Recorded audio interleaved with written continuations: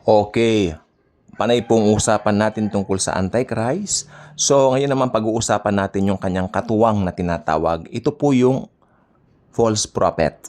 Nasabi ko po kahapon dun sa vlog ko about the Antichrist na itong false prophet po ay sinasabi nagmula po sa kalupaan, yung halimaw na ito. Ano po?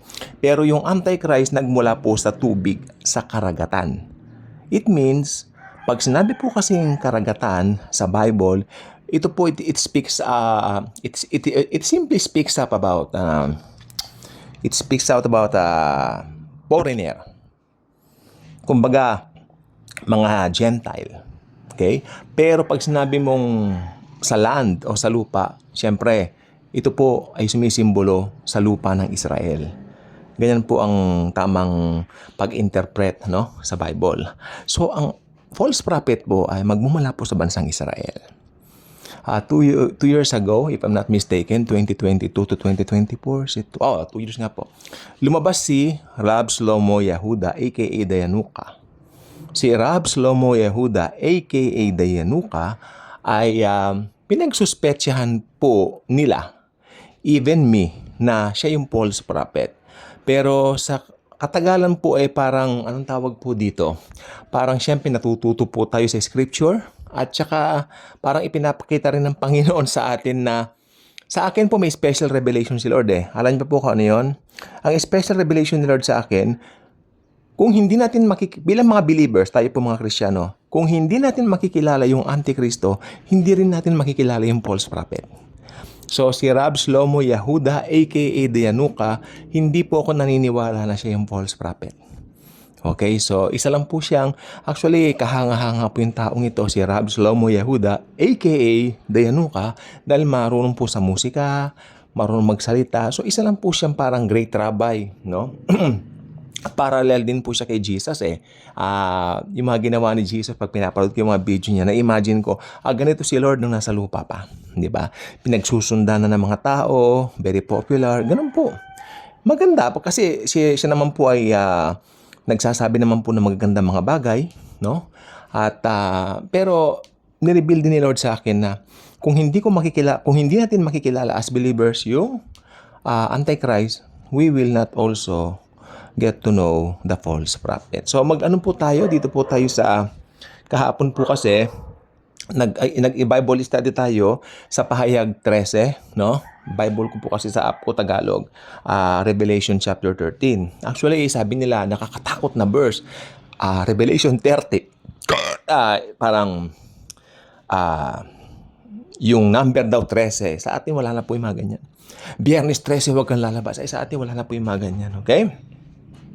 May nalalabi lang po tayong ilang mga verses compared to what we tackled yesterday. Pero nagtapos po tayo kahapon sa talatang 11 at uumpisan ko rin po ngayon sa talatang 11. Ano? So, ito. At nakita ko ang isa pang halimaw na lumitaw sa lupa. May 2 sungay ito na tulad ng mga sungay ng isang batang tupa. Ngunit ang kanyang tinig ay parang tinig ng dragon. Okay. So, nasabi ko na nga, 2 years ago, I suspected na si Rab Shlomo Yehuda, aka Dayanuka, ang false prophet, o ang bula ang propeta. Sa Bible, may sinasabi pong, ganito po yan ha, paliwanag ko. Sa Bible, merong mga sinasabing mga antikristo. Pag sinabing mga antikristo, ito po yung mga taong hindi naniniwala na si Jesus ang tagapagligtas, hindi naniniwala sa kanyang deity, hindi naniniwala sa kanyang pagiging tagapagligtas, no? Pero pag sinabing the Antichrist, ito po yung kalaban ni Lord Jesus. Ito po yung lalabas na talagang malahalimaw. Kaya ang tawag sa Antichrist, halimaw. Pero yung nagbigay ng power sa kanya, dragon. Si Satan po yon. Okay? So, yung the Antichrist with the definite article D, T-H-E, ito po yung Antikristo na futuristic, lalabas po sa future. Future po yan ha. Lalabas po siya sa future, ang Antikristo. Lalabas po ang Antichrist, no? Pag na-rapture na po tayo. Ganon din po sa mga false prophet. Ngayon po, ang dami pong false prophet. Mga pumapanig pa nga sa bus yung iba, no? Tapos, may maghihingi ng sobre and all that. You know what? Mga false prophet, marami po talaga nangangaral ngayon. At saka makikita mo, meron daw isa, may-ari siya ng universe. Actually, nagpapakilala rin siya na Kristo. Ngayon yata may kaso, di ba? No naming names, ne? Ayun. Pero, merong the false prophet. The false prophet with the definite article THE din. The false prophet. Ito po yung bulaang propeta, ne? Okay.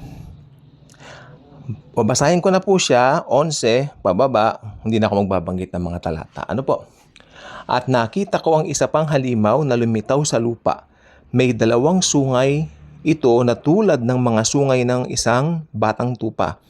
Ngunit ang kanyang tinig ay parang tinig ng dragon. So ibig sabihin, ito palang false prophet na ito ay parang maamo siyang tignan. Ganyan po talaga eh. Kasi tignan mo inihahalin tulad siya sa isang batang tupa para siyang tupa. Tulad ng mga sungay ng isang batang tupa. Ibig sabihin, pagkatupa, saan po ba ang tupa? Sa Israel. So ito po ay isang Hudyo. No? 12. Ginamit niya ang lahat ng kapangyarihan ng unang halimaw. Sino yung unang halimaw? Antichrist.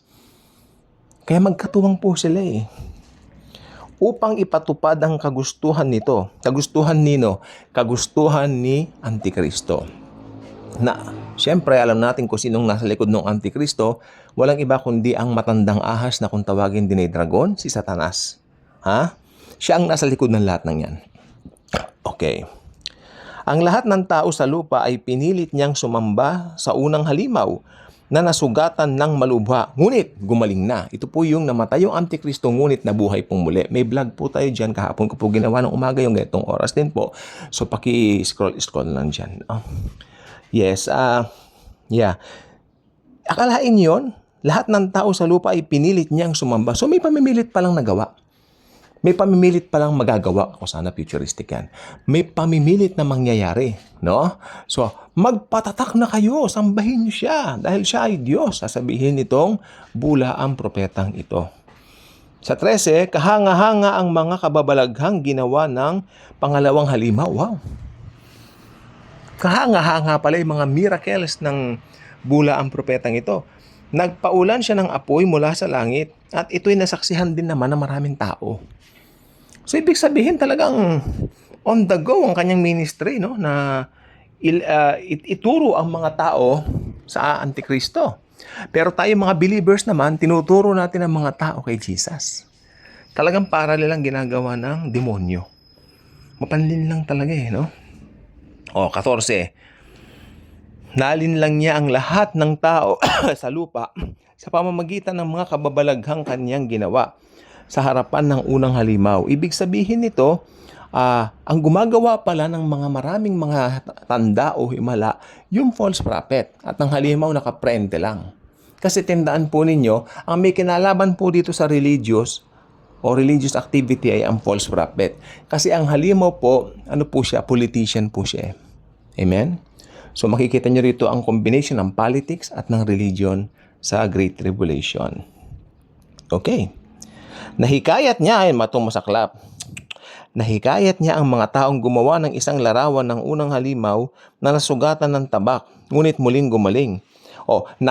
Nahikayat niya ang mga taong gumawa ng isang larawan ng unang halimaw na nasugatan ng tabak, ngunit muling gumaling. Ang gagawin po nila, ang pagkaintindi ko po dyan, may picture po yung halimaw, no? O yung Antichrist, siguro magpapaprint sila ng mga picture bawat tao, tapos iaaltar nila sa bahay nila, tapos ang gagawin, iilawan. Lalagyan ng bulaklak o operan. No? Pamilyar po ba kayo doon? Siguro for position din, kung may time.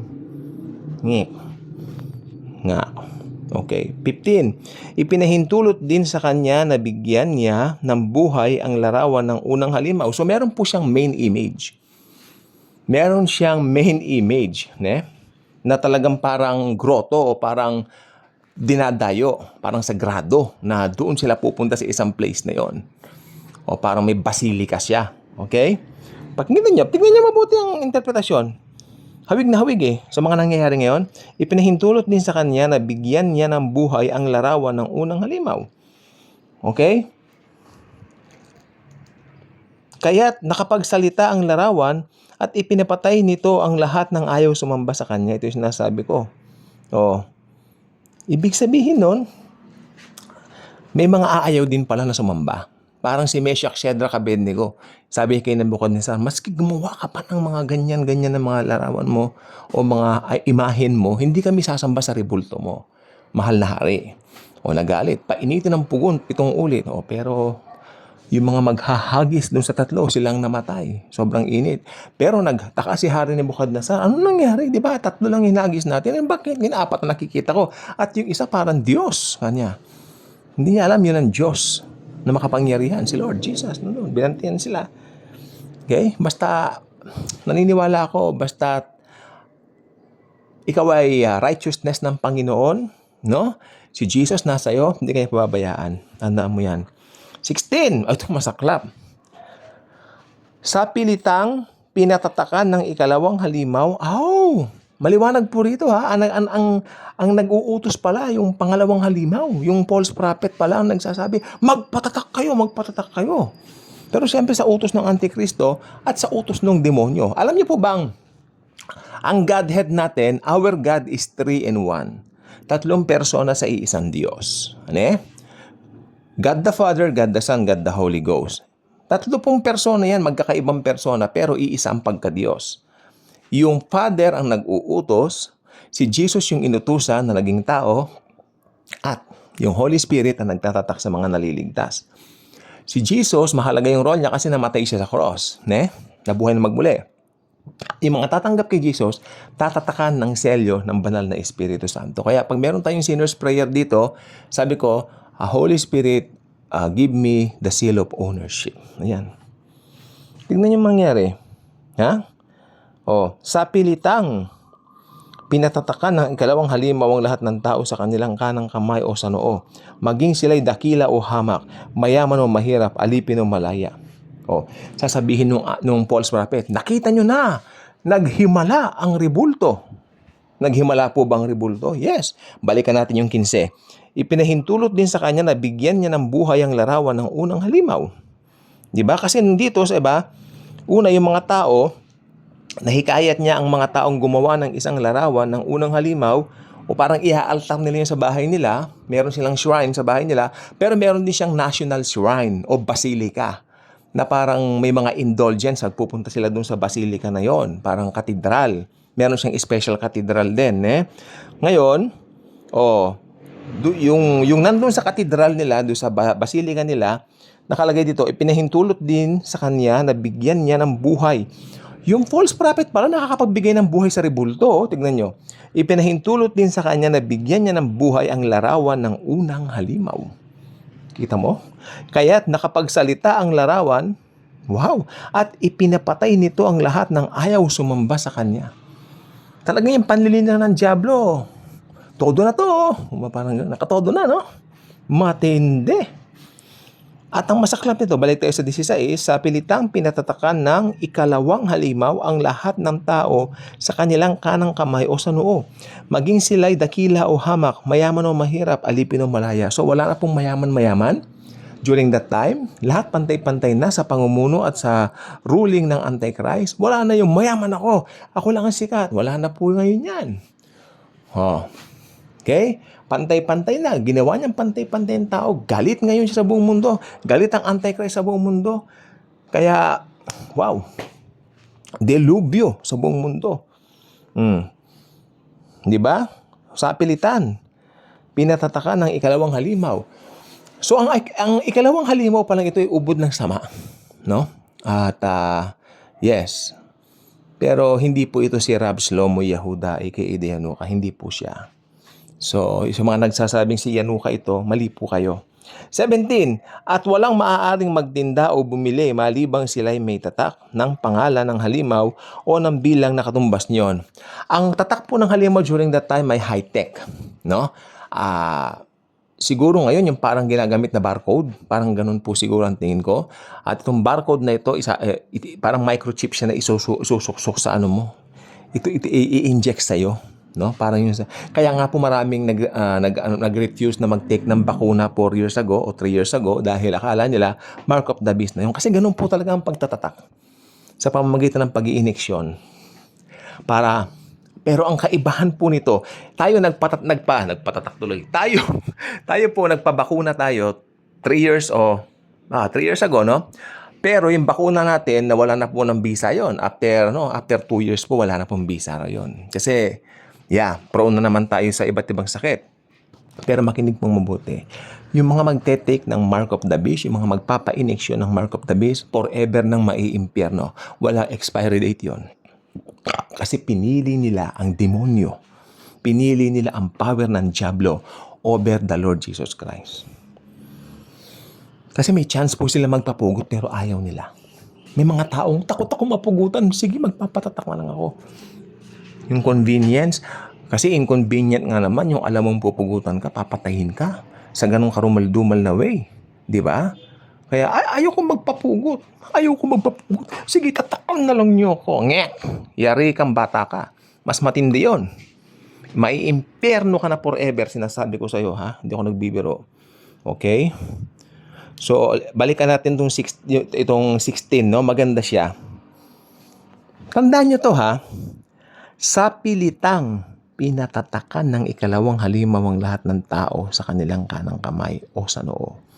Maging sila'y dakila o hamak, mayaman o mahirap, alipin o malaya. So, nasaan na yung mga alta sa syudad? Yung mga mayayaman, nasaan na sila? Nasaan na yung mga influencer ng mga sikat ngayon, ng mga mayayaman? Wala na. During that time, pantay-pantay sila. Kaya kawawa sila pag naiwan sila sa rapture. Punta na po tayo ng 17. At walang ito ang pinaka-striking dito. Walang maaaring magtinda o bumili malibang sila'y may tatak ng pangalan ng halimaw o ng bilang na katumbas niyon. Okay. Hindi ba kapag may binili tayo sa SM, di ba bumili ka ng ganyan, tapos igagagan, tutunog, di ba? Tapos nakukuha na doon sa monitor nila. O ganun po yun. Pagpasok mo pa lang ng mall at walang tumunog sa'yo, palalayasin ka. Kasi wala kang tatak eh. Yun po ibig ko sabihin. At ipapatugis ka pa ng Antikristo at ng false prophet. Aba, nakikita ko nito, mas active yung false prophet sa pagpapapatay ng mga walang tatak eh. Hindi po biro mga kaibigan ko at mga kababayan ko ang maiwan, no, sa rapture. Kaya sabi ko, ang best way is maligtas po kayo through faith in Jesus Christ ngayon church age. Dahil bagamat may grace pa rin noon, ang pinaka-grace during the tribulation and great tribulation is, magpapugot ng ulo. Ngayon, ang grace ngayon, masarap ang grace ngayon. Believe in the Lord Jesus Christ and you will be saved. You and your household. May bonus pa, pati mga kamag-anak mo, bless. Ulit natin yung 17. At walang maaaring magtinda o bumili malibang sila'y may tatak ng pangalan ng halimaw o ng bilang na katumbas niyon. 666. Na alam ko naman, pamilyar kayo lahat doon sa salitang 666. No? Tingnan pa natin ito. Last! Pinakahuli na po itong 18. Itong Revelation 13, aralin nyo ha, pag-aralan nyo sa mga Bibles nyo. Meron pong maganda pong, itong app ko, ano ba pangalan nito? Dito po kasi ito sa okay. Maganda po itong app ko dito po sa, saan ba to? Dito po sa App Store, no? App Store po, tumingin kayo. Meron din po sa sa Android, no? Yung Play Store. Okay. Pero dito po sa App Store, maganda po yung Magandang Balita Biblia dito. Mag-download kayo at basahin niyo itong Pahayag 13. Please lang po, no? Palakasin natin ang ating mga sarili na sa pagmamahal ng Panginoon, alam natin, tayo ay makakasama sa rapture. Manampalataya tayo, tapos na sa cross, binayaran na ni Jesus sa cross. Alam niyo, meron po tayong kapatid dito. Hindi ko nababanggitin ang pangalan niya. Sabi siya ng sabi, masama man ako sa rapture o maiiwan ako. Alam mo kapatid, pag nagdududa ka na maiiwan ka, ibig sabihin nun, hindi ka naniniwala na si Jesus ay namatay at nagbayad na ng mga kasalanan mo. Ilang beses ko po nakita yung ilang beses ko nakita yung mga comments mo dito. Sabi mo, bahala na kung maiwan ako o makasama ako. No! Kung naniwala ka na sapat na yung ginawa ni Jesus sa cross para bayaran ang kasalanan mo, makakasama ka sa rapture. Walang makapaghihiwalay sa iyo kay Jesus. Sabi ng Romans chapter 8. Basahin mo na lang yung buong chapter, kapatid. Yan ang aking sa'yo, masasabi. 18, panghuli.